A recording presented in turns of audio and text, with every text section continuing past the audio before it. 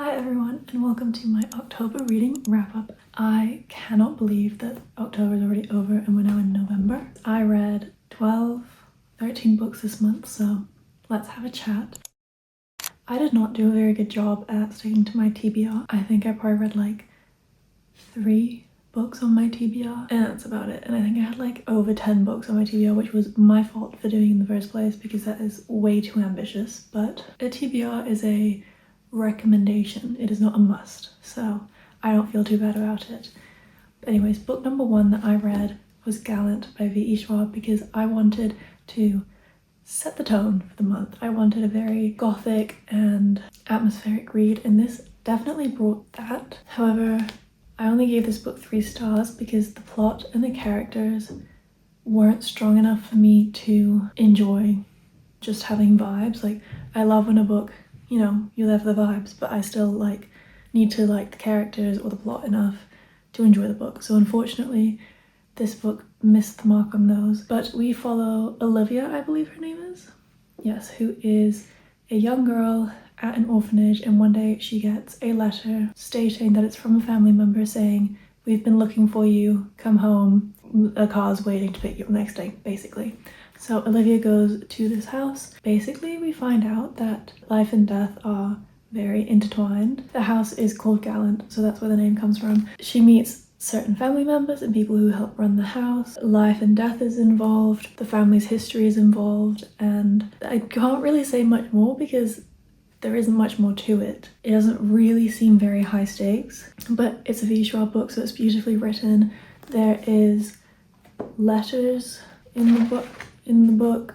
There is artwork in this book. I'm not sure if it's in every copy, but it is also just a really pretty book. There's artwork which does have significance to one of the characters in the book. Yeah, I honestly don't remember buying this, but this has been on my TBR for years and I finally picked it up. So I'm glad I did that. I gave this book 3 stars just because that plot and character exploration just wasn't really there for me and I need that on top of an atmospheric read. But the writing was beautiful, as always, so I'm not mad that I read it.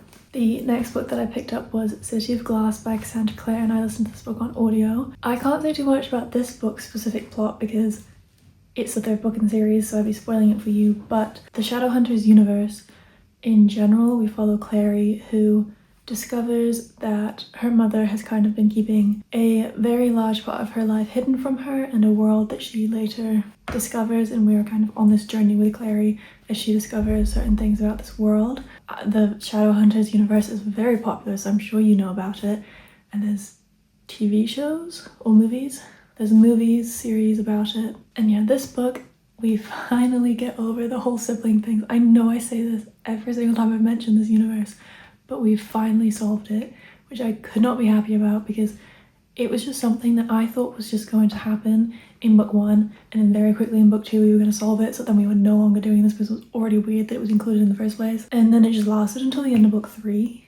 Like, what was the point of that? But anyways, I mean, I don't know about her, but I would have worked real hard to figure out and be 100% certain that the love of my life was not my brother. I liked this book. I think that it is a very well-developed world and Cassandra Clare does know how to write a good YA series. It is YA and I love YA. Do I wish I read it when I was younger? Yes, but I'm also not mad about it because I can still enjoy a YA book to this day, and I don't think I'll ever not enjoy a YA book series. And I have heard that the other series in this universe are better, which may be why I'm not giving it higher than like 3 or 4 stars, because I'm anticipating Cassandra Clare's better work.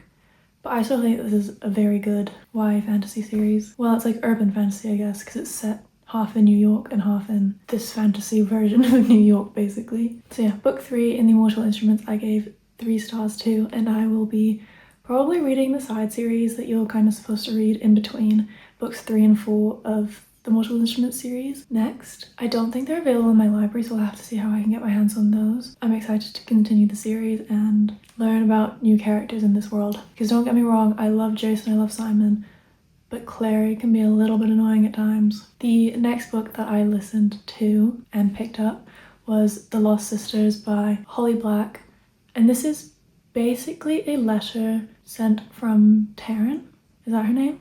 Jude's sister to Jude, explaining her motives about everything that happened in the Cruel Prince series. And this just happened to be available in the library in a time that I wanted to listen to an audiobook. It's not very long, and especially I listen to my audiobooks on 2.5 times speed, so I got through it very quickly. I think it could have been condensed into literally just pasting a letter into some point in the Cruel Prince trilogy? Yes, but I'm not mad that I listened to it. I don't think it's a need. Do I think it explains Tyrion's motivations? Yes, and you know, it was nice to be back in the world and be with characters again. And I give 3.5 stars. It was decent. I just don't think it's, I mean, a novella isn't ever really necessary to a book, but there are some phenomenally written novellas, so I think this is just quite a decent read and not a necessity by any means. So the next book that I picked up was Immortal Dark. Now this book is all over any gothic, dark, fantasy-esque recommendation anywhere, so I was really looking forward to picking this one up, and the beginning was really good. I was hooked, I was interested, and then it just sort of got a bit repetitive and was a little bit confusing at times, which was a bit disappointing because I really wanted to love this book, because basically we follow Kidan, I believe, was the main character, who ends up at a like vampire-run university due to the fact that her sister is nowhere to be found, and she believes that her sister is somewhere in one of the houses on this university campus. The magic system was so cool in this book. It was nothing like I'd ever read before, where basically if you are a higher ranking vampire, I believe, your family has a house on this property and there is magic in the house. Like the house itself is magical, and its magic is determined and kind of manipulated by the vampire owner. Like truly, that was really cool to read. Our FMC ends up making friends on campus, making enemies on campus. She has to attend class in order to be able to gain the house, or like keep the house to her name, if I'm remembering correctly. So we get her going to class, we get her doing school projects, and we as the reader, and because Kidan isn't fully aware of her society, get a lot of information and world building, and I think it was good. It was just repetitive and I really wanted to like it, but there's a very strong emphasis on a possible romance in this book, and I just wasn't buying it. It just didn't hit right for me, so unfortunately I gave this book 3 stars. I really wanted to love it, so I know loads of other people love it. Unfortunately, this book was just a 3-star for me. The next 2 books that I read were books that I picked up for my horror reading vlog. So if you want in-depth thoughts and in-person reactions on the whirlwind that was this reading experience, I will leave a link below or like floating around on the screen somewhere, because I went through it, that reading vlog. The first book that I picked up was What Moves the Dead by T. Kingfisher. This book, I loved it. It was atmospheric, it was written so well, the characters were nice and developed, and it was horrific. It was a true horror book. Now, this was also my first time properly reading a horror book, and I think it is inspired by, well, like the author's continuation of an Edgar Allan Jones short story. Edgar Allan Poe. Who's Edgar Allan Jones? And I thought it was really great. The author, T. Kingfisher, added their own character, Alex, who gets a letter sent to them via an old friend, basically saying that they're really sick and that they need help and support, and that Alex should come to their estate in a fictional country. Things happen. There's an American doctor alongside the brother of the sister who is ill, and it's eerie. The estate is like run down, and it's just there are hares, as in like bunny hares, that live around the area, and you know, there are regular bunny hares, but all of the hares around the estate are weird. Like they just act weird. So there's just little bits about being in this area that Alex, the main character, just is really unsettled by, and that continues throughout the rest of the book.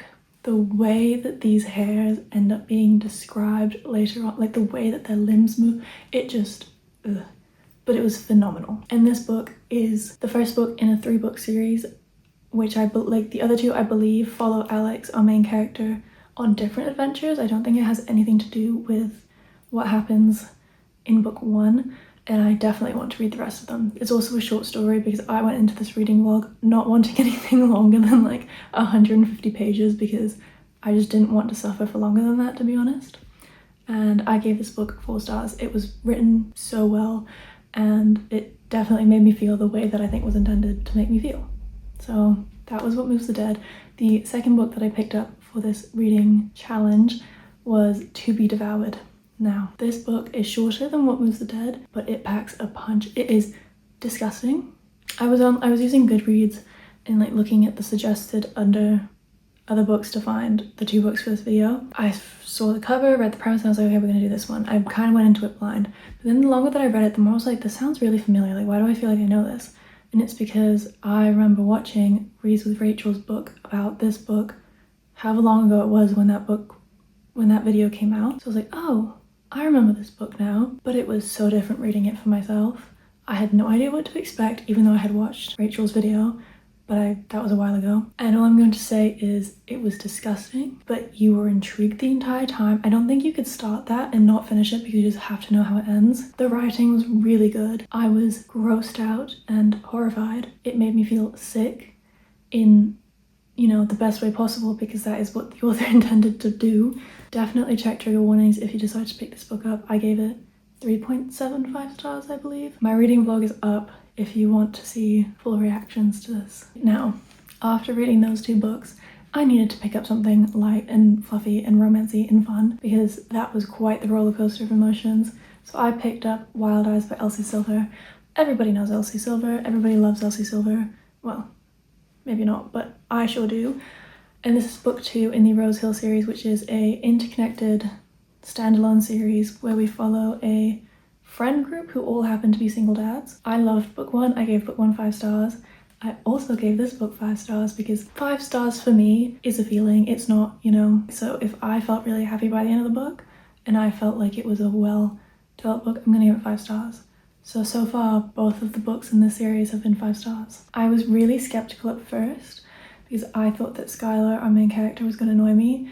But then I read like 10 more pages and we got a little bit like of her POV, and I was like, yeah, why did I have a doubt that Elsie Silver was going to make a character that I did not like? So this book follows Skylar, who is a singer-songwriter, country music star who needs a little bit of space. Things have happened. Her parents are very controlling. She needs to just go on a bit of a holiday, get away from the world basically. So she ends up in Rose Hill and ends up stumbling across, what was your name?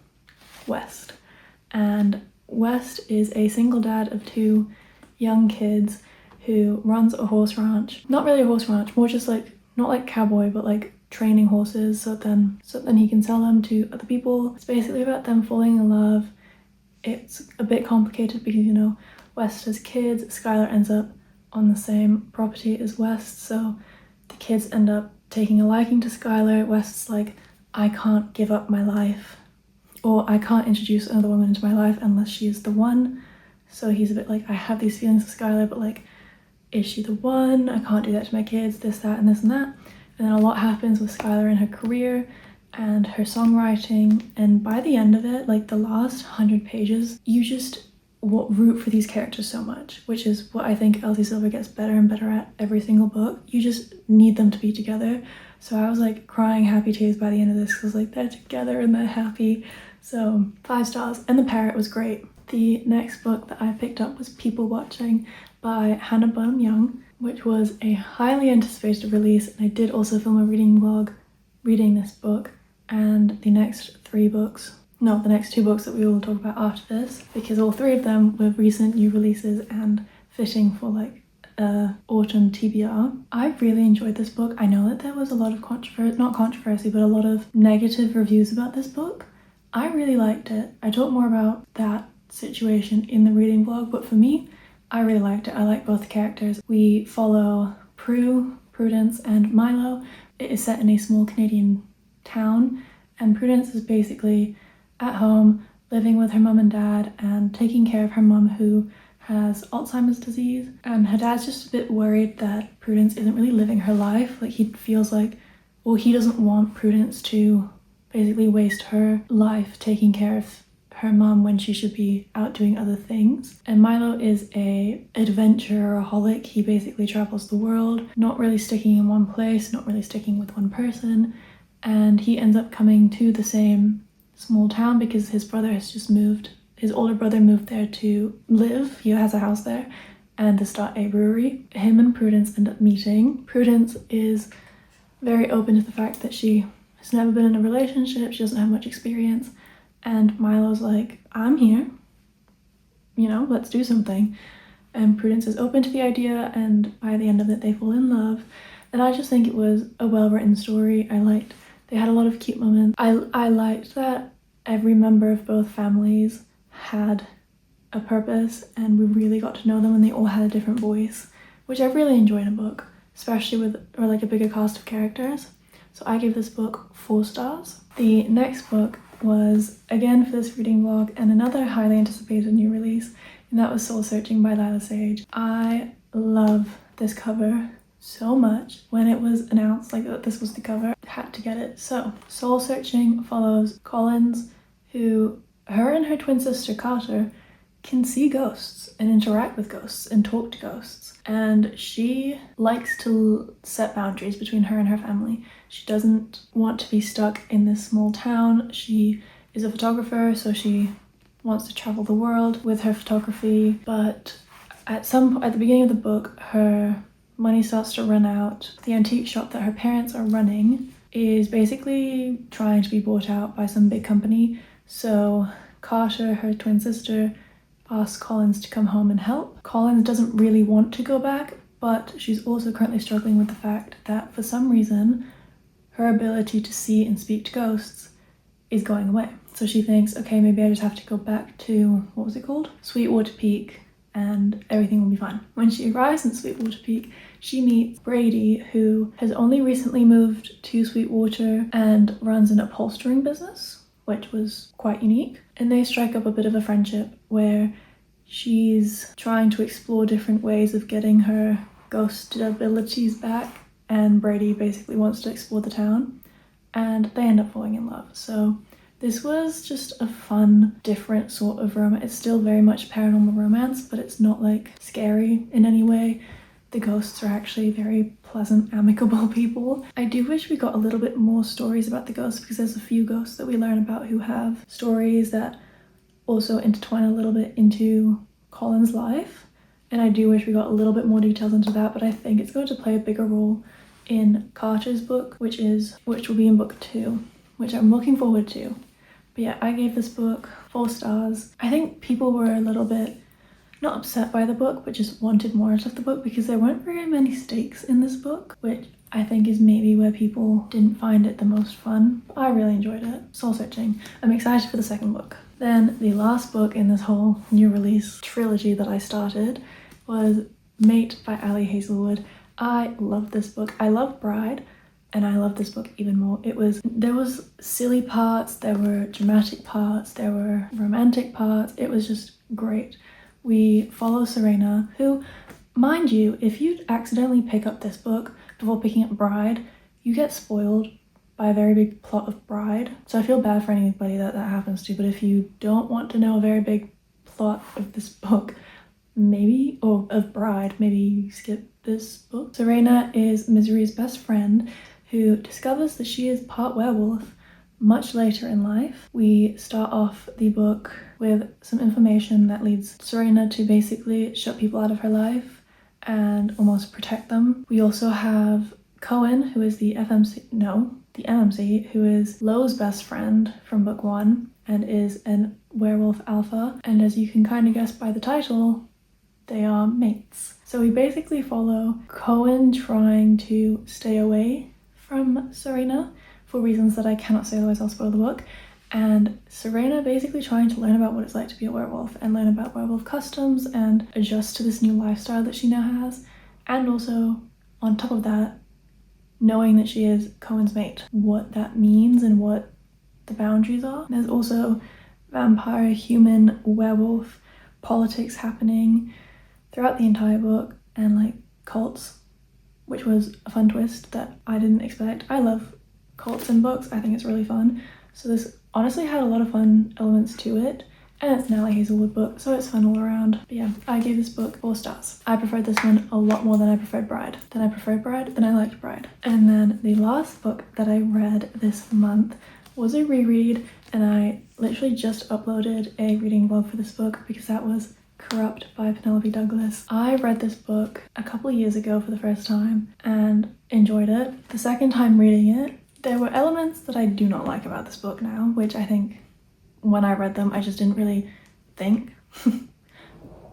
I just didn't think. But there's also elements that I still love about this series, and is very, I know it's only been a few years, but like nostalgic, because this was one of the first dark romances that I ever read, and it was just entertaining and dramatic and unrealistic to the point where it's fun because it's fiction. So I gave this book 4 stars again. Not my favorite in the series. My favorite is Quill Switch.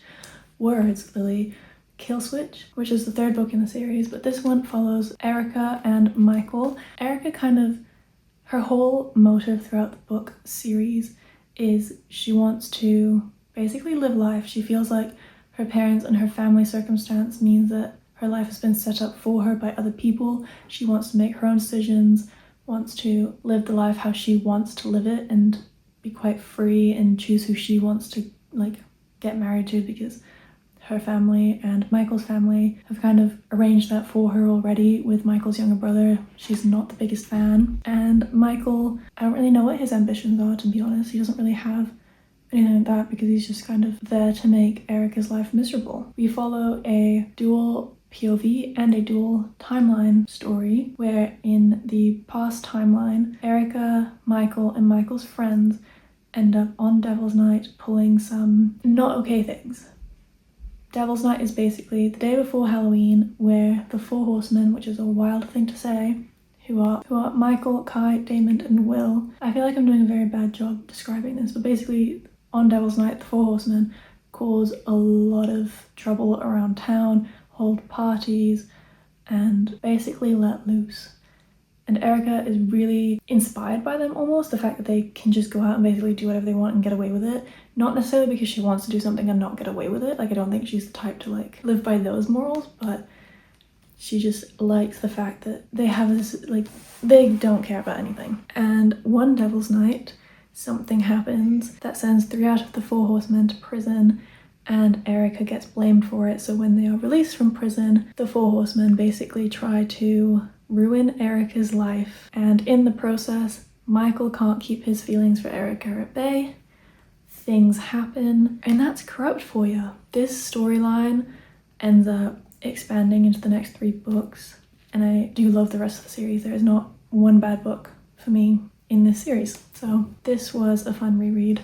And again, if you'd like to see a full vlog of me talking about this book, there'll be a link down below as well.